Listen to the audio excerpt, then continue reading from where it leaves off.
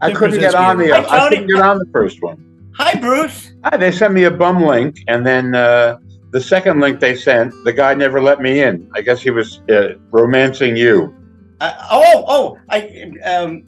Darren. Is that who it is? Could be. I bet you it was Jeff. I bet you it was Jeff in Las Vegas. That he was having trouble with his internet, and I think it was. Well, it could have been. There's another Jeff who was setting it up.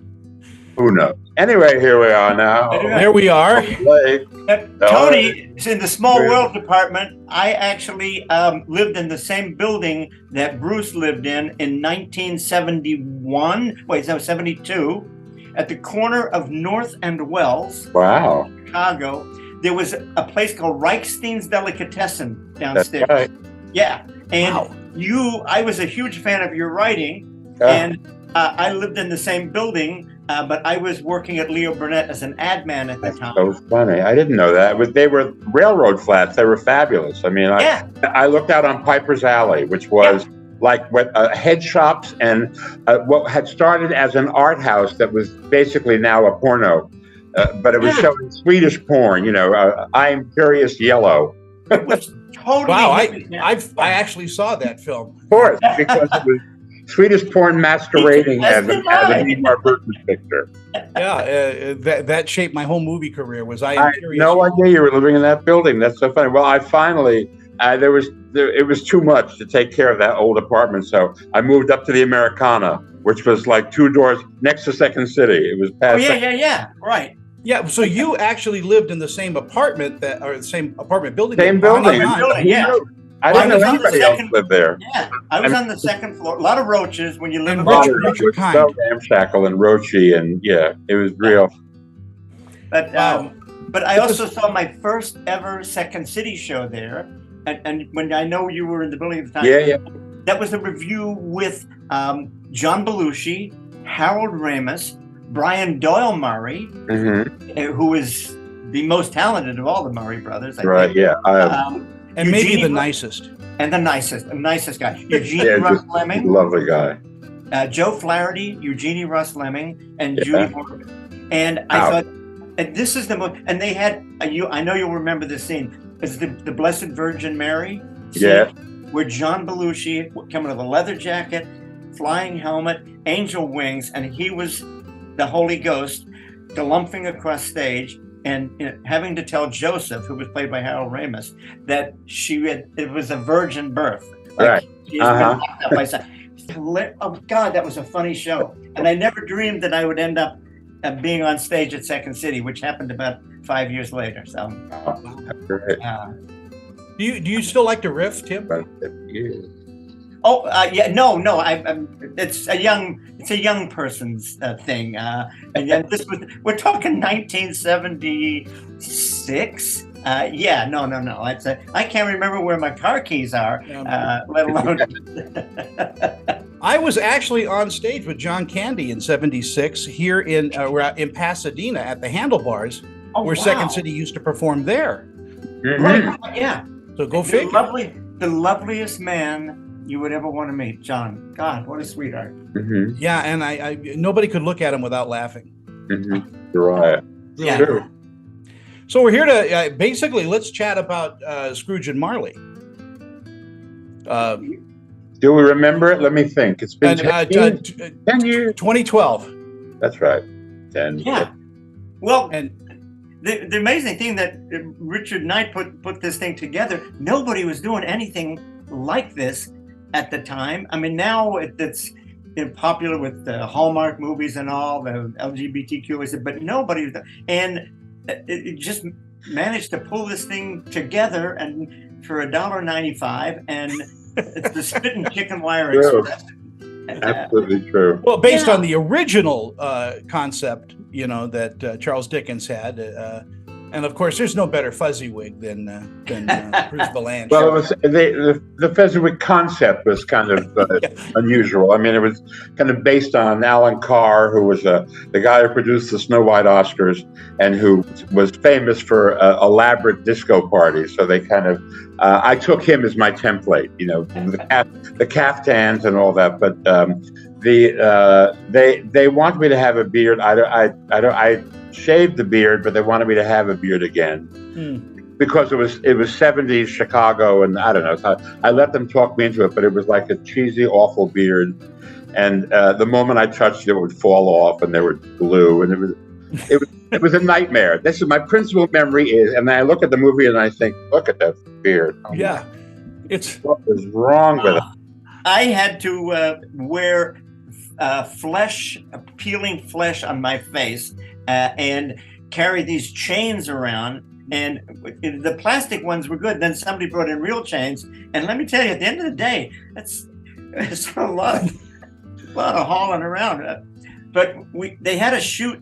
We had a kind of equipment failure, and I was doing hairspray out of Drury Lane at the time, and it's like I'm like, guys, I gotta go. I got an 8 p.m. curtain, and there's just coming one more take.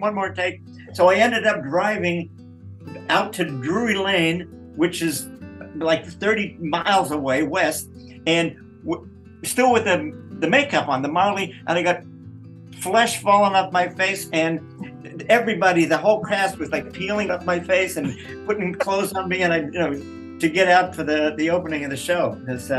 Well, now you know how Elizabeth Taylor felt. Mm-hmm. Every time she did a part. Oh God.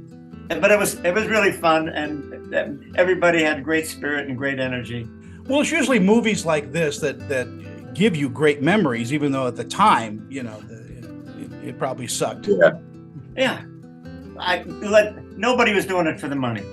Obviously, there wasn't any money. Yeah. There weren't none. Yeah. Chris, you need to write. You and Tim need to write like Christmas Carol 2: Revenge of Fezziwig.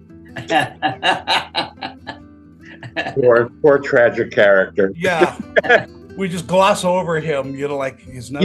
It's unique, really, because you think of all the years that it's been available as an idea for Dickensians, and no one's ever thought to take up the cudgel for Fezziwig. No, I mean, I'm just saying.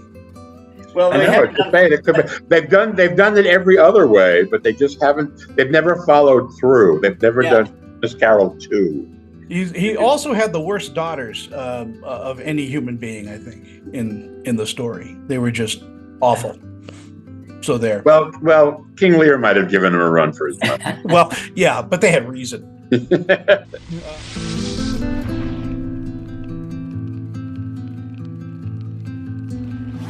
As a single mom, I want to make sure my kids have healthy teeth. Going to the dentist can be expensive. Just a simple cleaning can cost over $100. Then I found TDA, and for about $1 a day, Total Dental Administrators covers my family on over 200 dental procedures. Whether you're an individual, a family, self-employed, or retired, your acceptance is guaranteed for one of these policies. Call or click for your free information kit and see how affordable dental health can be.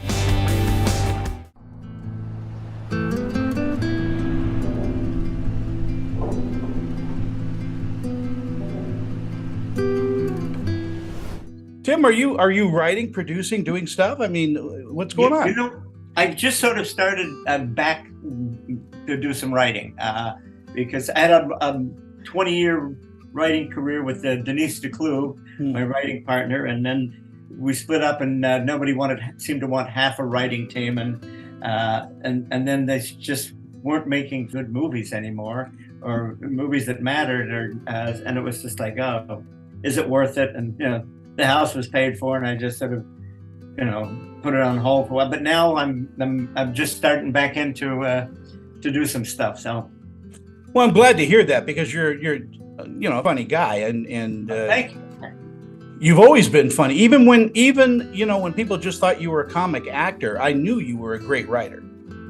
It was all I was in the ad business for about a half a dozen years. At Leo Burnett, before me, there was Don Novello, Father Guido Sarducci. He worked at Burnett, and after me was John Hughes there. Hughes, yeah, John Hughes. Yeah. So we have this little history of Leo Burnett being a spawn pond for writers. I literally just went into Second City to get over my fear of presenting my commercials, and I hoard myself out some big. I from like big oil to cigarettes, and I was like, oh, I should atone for my sins for my advertising years. I think Scrooge and Marley was it. You know, one of my mentors was Stan Freberg, and talk about, you know, a guy that could just sell anything. I mean, he came from the advertising world, and just was an incredible comic genius.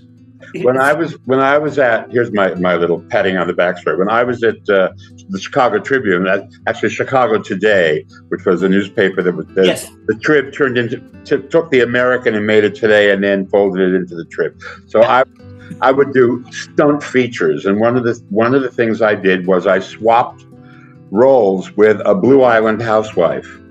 And she came and was the critic, was the theater critic, and this for a week. And I took care of her house and the husband, who was a cop, and we called it Mr. Mommy. And it ran all week and was publicized all over the place. And it was a big readership bump for the Today at the time. Okay, so years later, John Hughes makes Mr. Mom, and I thought, well, that. Kind of like, it was a different thing because the guy had to go to work because he was laid off and his wife was an executive. So, but I just thought the title was just too similar. And then I didn't know John Hughes. I met John Hughes when he was at Leo Burnett, but he was at Leo Burnett. He was one of the guys I met somewhere doing some story or other. Yeah. And then we met at some industry function. And he came over and he said, I think I owe you some money. I said, let me guess what movie. And he said, I did read that series and I always loved it. And I said, he said, that may have been the inspiration. I said, it doesn't matter. The next teenage picture you make where you need like a sick authority figure, please write me in. There you go. Never happened. But then years later, after he died, I wound up writing a tribute to him on the Academy Awards, where all the grown-up teenagers came back. Ali Sheedy and Molly Ringwald and Judd Nelson and Cusack, they all came back, and I had to write it. And I thought, now I'm writing a tribute to him. Yeah. The word's heard. It was a lovely tribute. Thank you. It was lovely, and I didn't do it alone. I have to confess, because it was, you know, they had a lovely tribute writer available as well, but they wanted to have a kind of a comic edge to it. So both of you guys do voice work as well. I mean, do you enjoy that? That ship has that bird has flown. There's so much of the voiceover business now is non-union. It's either non-union, or it's John Hamm or Richard Thomas. That's true. They go for celebrity voices and celebrity voices or unknowns. Yeah. Or unknowns, and there's a whole empire of voice actors who are trying to get those jobs. And I, with my sibilant S, never seem to come into play. Occasionally, I'm up for an animated thing, but almost always. I audition, they say you're great, and then John Goodman gets it. Yeah. Yes. Well, he works. Why? He works for lunch. At one point we were in the same weight class, but now he's a beanpole. So I know. He doesn't look like John Goodman anymore. No, he doesn't. I know it's a whole, but he persists. I mean, a lot of people. Jerry Seinfeld always said, if you lose weight, you lose your funny. But fine for him to say, because he's never been more than 1 pound or above or below his weight his entire life. Yeah. So easy for him to say, but. Yeah. Well, George Wendt was in my cast at Second City in 1978, and we're still besties to this day. And he really, that's his. Big. We both played Ed Turnblad in Hairspray on Broadway. He has no desire to get small, because that's the way America sees him, as big and with a beard. And it's worked for him, and he's not changing. So, but after all the ships have sailed, as Tim keeps telling me, Do you miss live performance at all? Well, I still do it. I mean, I go out and tell stories and stuff, and you know, so I don't miss it because I do it. I miss not doing it actually. Yeah, I don't know, Bruce, if you remember that. Well, you sure remember the Green Mill, but that's how I met Richard. They at the Green Mill, which is a famous tavern. That's where they opened Capone's safe one time on TV. Right. Yeah. It's a great old bar, and they have a lot of nice jazz. But they had a storytelling thing going on there for years. That's how I met Richard, and he was told really funny stories. And he just called me up one day out of the blue and said, "Would you do this movie?" And I said, "Well, you're a funny man, and I sort of never say no to any work in this town. If I can help someone out, I'm there." It was a very good town to me, so I'll help anybody with the project. And it turned out to be great fun. That's how I did it. I mean, he called me and said, "Well, we're going to do a gay Christmas carol." And I thought, well, no one's done that. I want to be a part of that.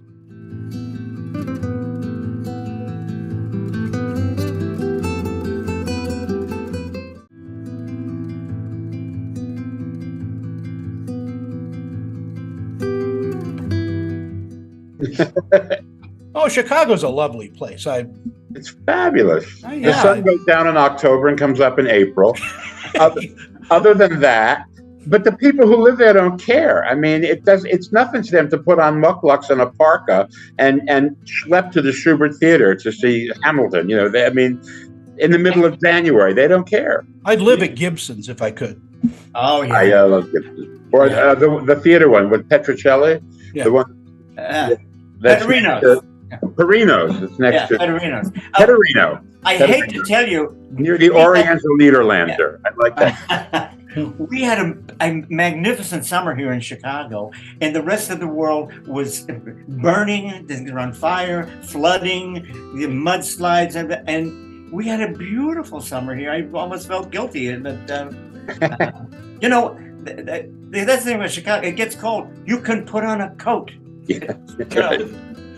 You can. Yeah. Hey, before we say goodnight, I do want to thank Tim.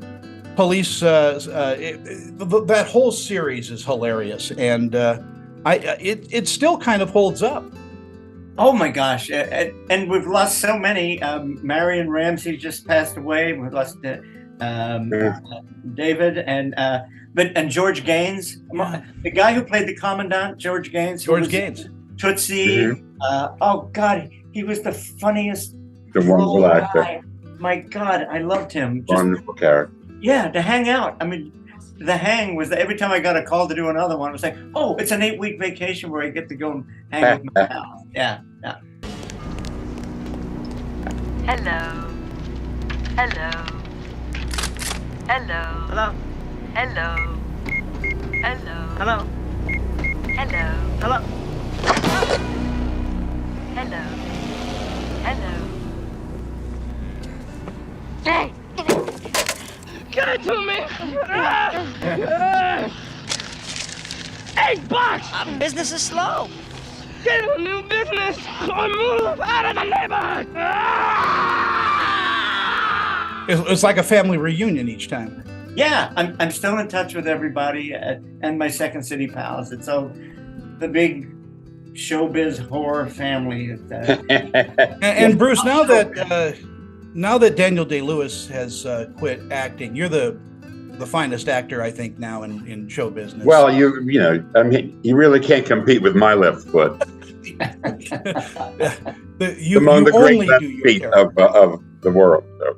But I really enjoy your comedy. Go back to being a cobbler because he was a shoemaker for a few years. Yeah. You know that. Yeah, he was. He was living in Venice, and he was actually making shoes. I wonder if he was happier. It just, and then he came back because I guess Abraham Lincoln was just too enticing not to play.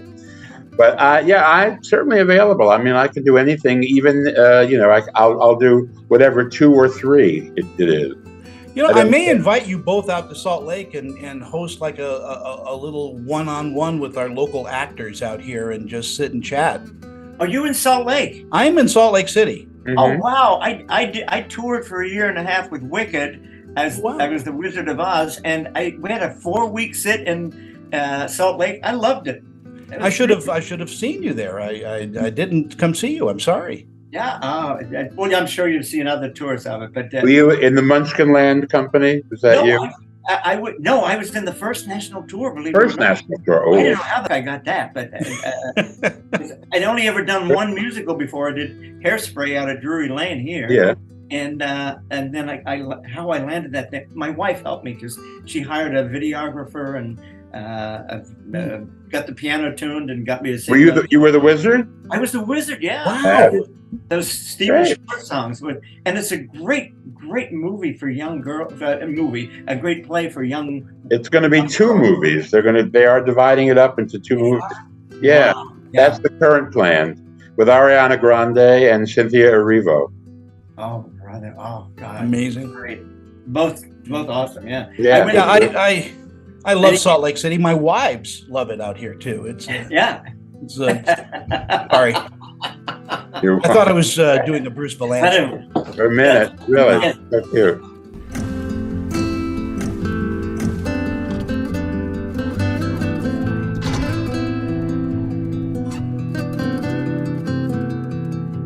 This portion of Screen Chatter is presented by VP Dental. Check out our great dental plans starting at just $16 per month.